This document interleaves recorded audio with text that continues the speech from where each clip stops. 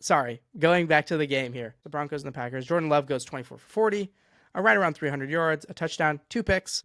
Josh Jacobs has a really, really good game. 12 carries for 73 yards. Not that many carries on the ground. Frankly, the Packers aired out a ton in this one. But he had an insane, he was great in the receiving game. He had this beautiful 30-yard catch on Dre Greenlaw where he just head topped him. That was awesome. And on the Broncos side of it, Bo Nix goes for 300 yards, by far the best game of his career, which we seem to keep saying about Bo Nix every year or every week. So maybe he's not just having these one-off games. Maybe he's just a really good quarterback. Who knows?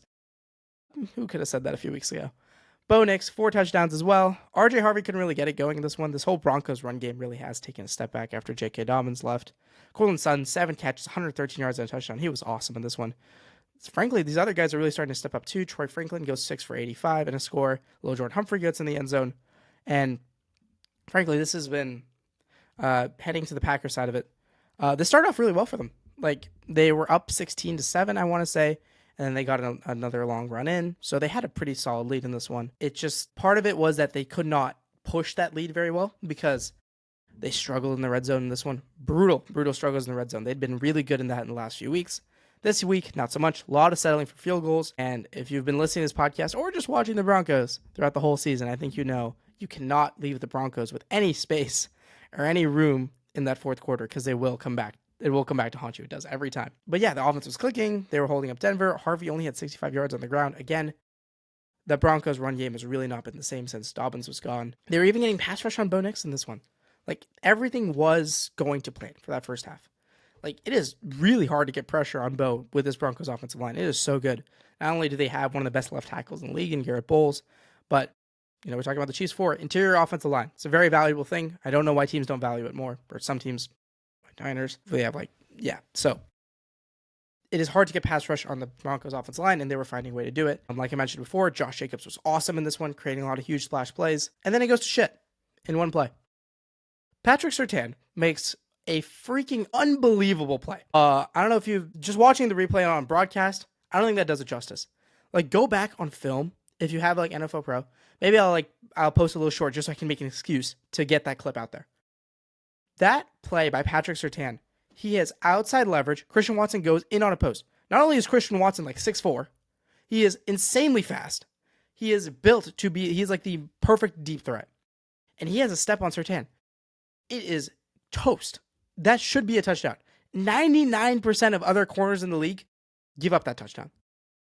But what does PS2 do? Somehow gets in a position. The Broncos defensive line does a pretty good effort on Love on that play.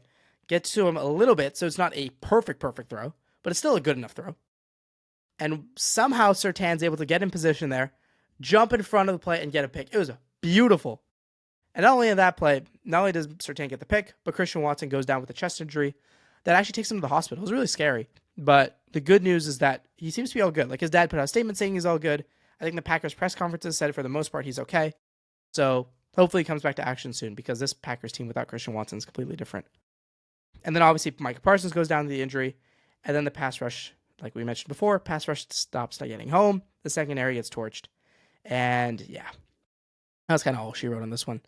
I think the Packers, as far as this game goes, were really deflated. Frankly, just when obviously Watson goes down and then Parsons goes down, and you can just kind of tell they were just kind of out of it. And from there, the Broncos just carried all the momentum and took it through. This game, I don't think as much they were playing a really, really good opponent in Denver. There's no shame losing to Denver.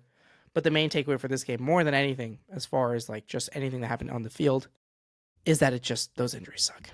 Those injuries really suck. It looked even worse for them before because their right tackle had gotten injured, and that looked bad. Obviously, Christian Watson's injury looked bad at the time. Everything really did seem like it went to shit. At least they got some positive injury news on that front outside of Micah, which, it's pretty big outside of. I understand that. So that sucks. Let's move on to the Denver side of it. I just have How About Bo written in that. I briefly touched on it. I got one of the most popular shorts I made on this channel was me talking about Bo Nix, and my God, the amount of comments I got on that across all platforms was impressive. People are strongly opinion about Bo Nix more than any other quarterback, which is crazy. I didn't know that.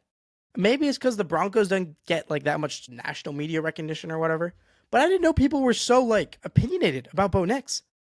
I was getting And for the most part, that I mean that in a negative way. Like people were shitting on him like relentlessly in that short in the comments.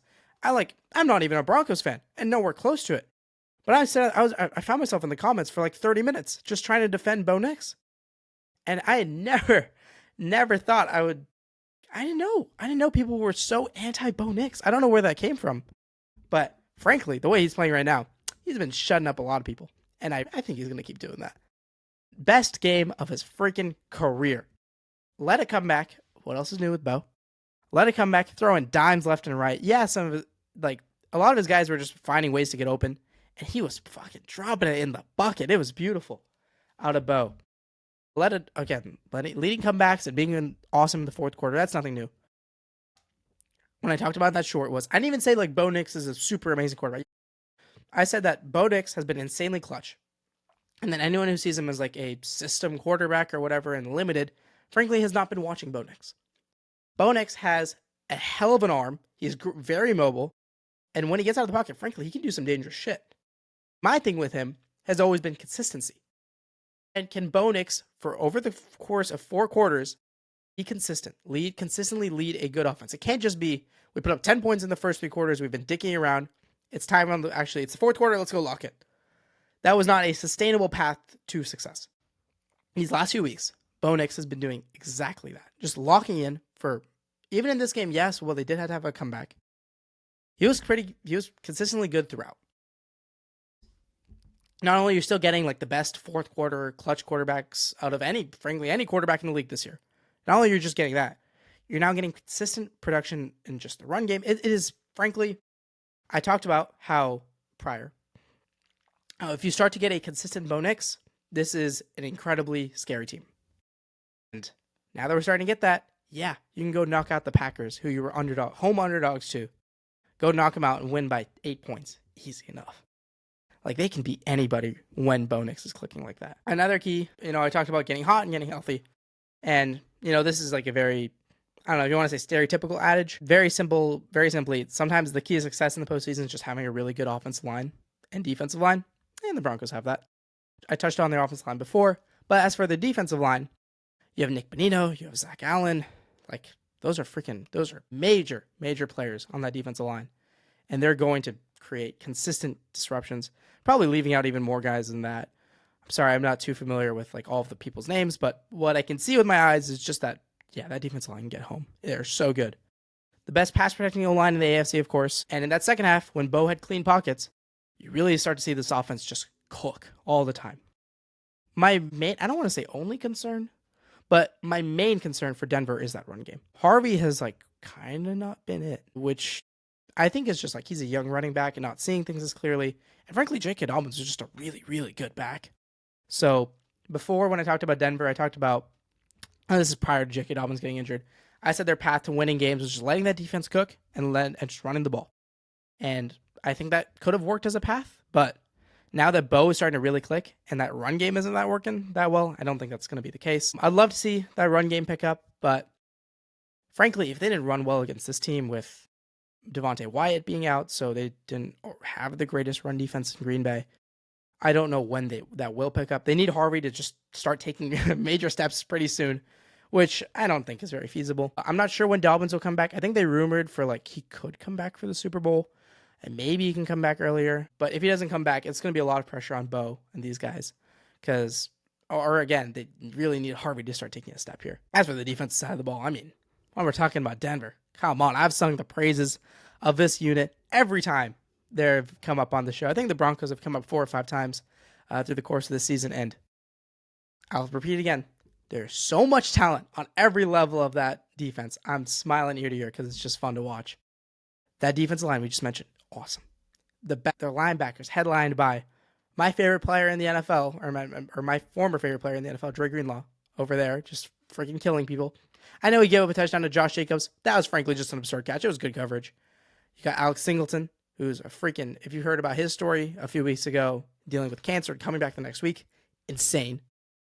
Great safety play in Hufanga and Jones. Of course, Hufanga was their offseason addition along with Greenlaw. And Jones has taken a major step. He's been awesome. Secondary, or their corner room, of course, you got Surtain. You got McMillan, who's been good for him. And Riley Moss, who is my only out of 11 guys on that defense, he is my major. I don't know about that one. My main concern, he can get torched at times. But frankly, he came up with an interception in this last game. So maybe he keeps taking step forwards.